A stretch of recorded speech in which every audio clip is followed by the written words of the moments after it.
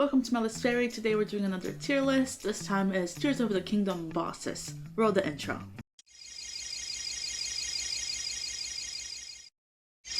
Obvious spoiler warnings if you haven't finished the game. That means you haven't seen all the bosses. I'm gonna be talking about all the bosses. Duh. Well, duh. So basically what I'm doing here as far as like what I'm considering to be bosses, anything that's like a temple boss or an endgame boss, and anything that comes with those quests. So for example, on the Fire Temple we have the main boss, but we also have a boss before that, like right before you go into that mountain. So I'm counting that as well. So we have excellent, good, mediocre, and bad, and let's just get into it. To start off, we have Kogera.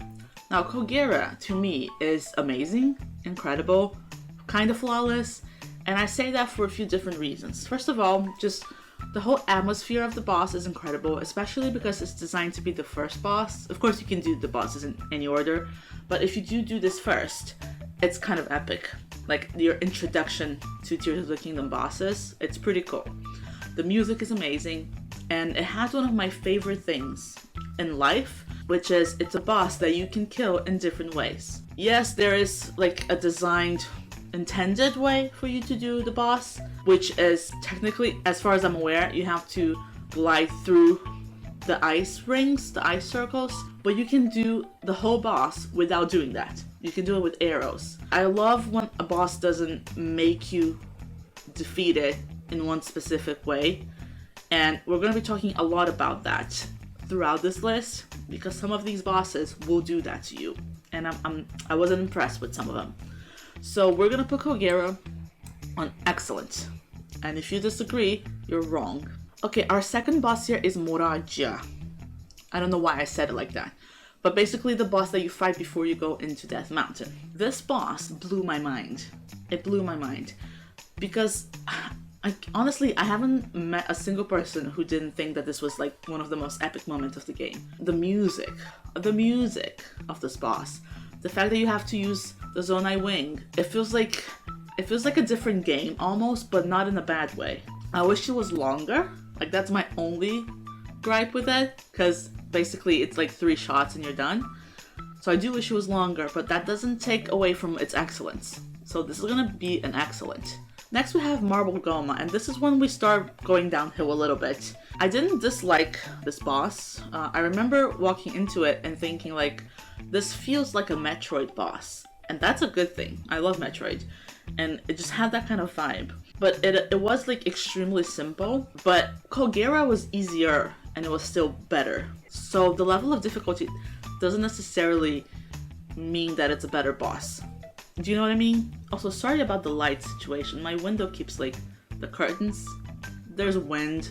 But yeah, so like I said, Marble Goma is technically harder than Kogera, but not as interesting to do. So I think that it was mediocre.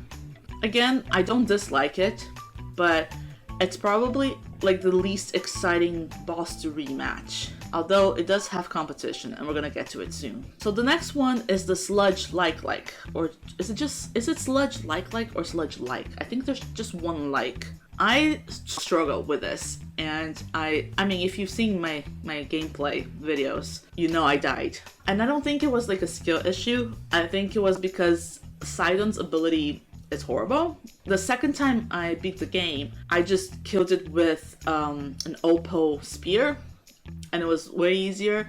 So it's not bad, it's not great, but I do find it limiting. I just didn't enjoy the dynamic of it. I'm gonna put it on mediocre. Okay, next we have Muktarok. Muktarok was interesting because much like the Sludge Like, I had issue with doing it the intended way. So the first time I did it, I didn't die or anything, but it was just such a struggle, and I gave up using Sidon's ability like halfway through it, and I just did bullet time with Splash Fruit, which made it a little easier. Second time I beat the game, I did it just like the Sludge Like. I used an Oppo spear. It was easy, it was fast. I'm not gonna complain too much about the mechanics of it because it does allow you to do it differently if you wish to do so. I think the design is great. Like, it's such a silly boss, and I feel like we need more silly bosses. Breath of the Wild and Tears of the Kingdom are both very serious games, so it's nice to see something that's just a little silly, you know? So I think I'm gonna put Maktorok on good. I don't think it's excellent.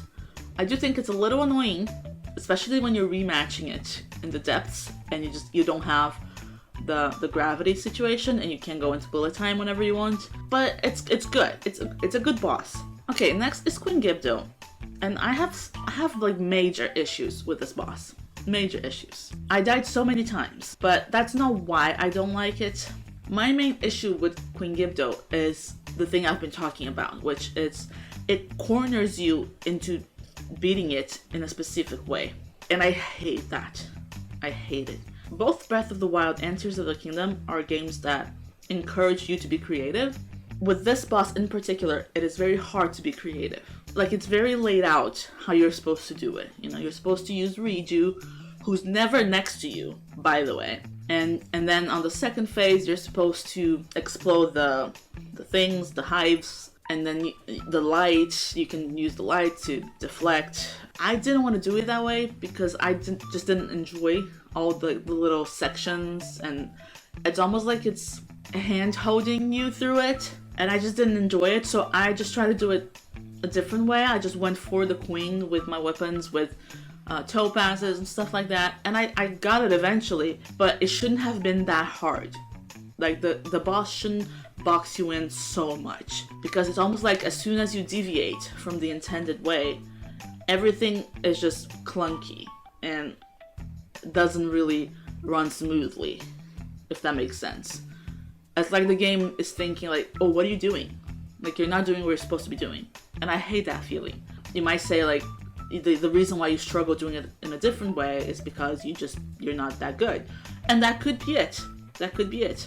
But I found that, for example, when I rematch Queen Gibdo in the depths, which I've done tons of times, it is way more fun.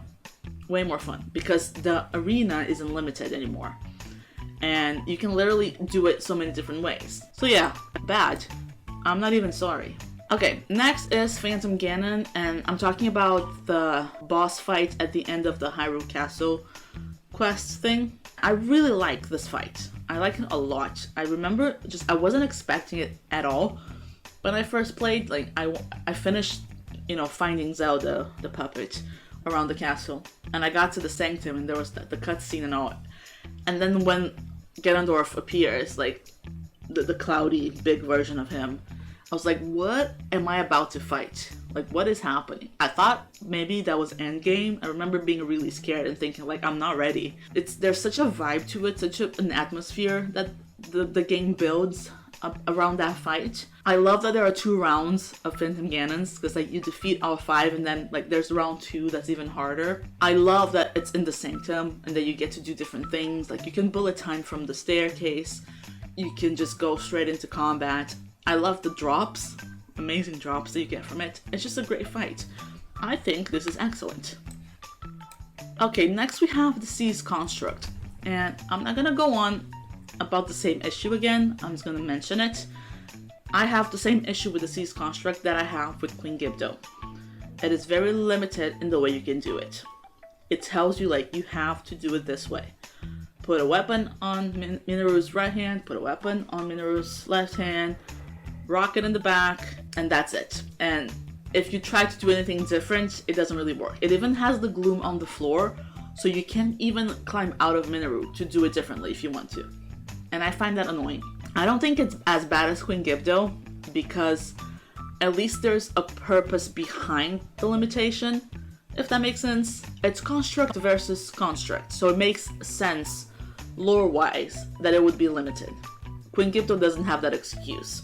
So I'm gonna put it on mediocre because I don't think it's bad, but there are aspects of it that annoy me enough for me to put it on mediocre. Next one, I decided to actually put the Demon King's army as a boss because it kind of is. I really enjoyed the army. I think it adds it adds difficulty, which just makes it more interesting. If you think of Breath of the Wild and Calamity Ganon and all of that, it's quite easy. it's easy getting there as well, because technically you can just walk into the sanctum. You can just, like, there's no challenge to get to the boss, basically. Obviously there are monsters in the castle and stuff, but you can just ignore them. This adds a challenge aspect to it that just makes it more special. I do think they could have added like a lino in there or something, just to make it a little more interesting. I know that there's a lino on the way there, but that's easily avoidable. I didn't fight it. Both times I beat the game, I didn't fight that lino. So I do think there should have been a lino on this one.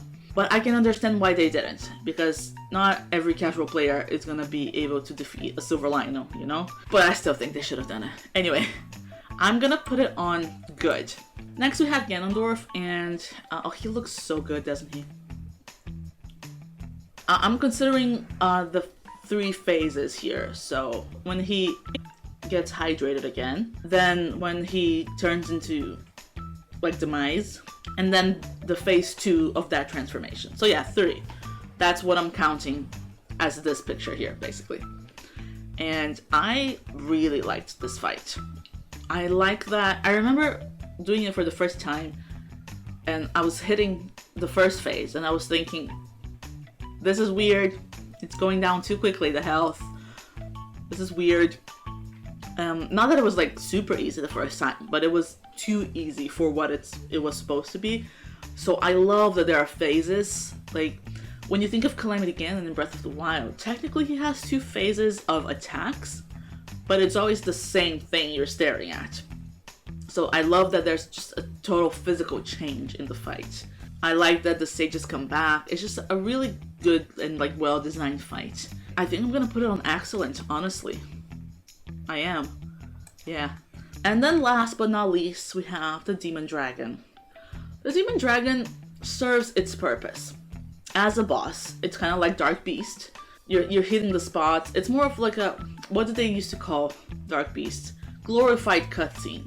That's kind of the vibe. It's not meant to be difficult. It's not meant to be challenging. It's meant to make you interact with the end of the game, basically. And I'm gonna put it on good because, like I said, it serves its purpose. It's not meant to be an excellent boss battle in terms of mechanics. It's meant to be just what I've been saying. I think it does exactly what it sets out to do. So that's it. That's my tier list. What do you guys think? Let me know in the comments if you disagree with any of this. And I'm gonna link the tier list on the description in case you wanna use it for your video. Thank you so much for watching, and I'll see you guys next time.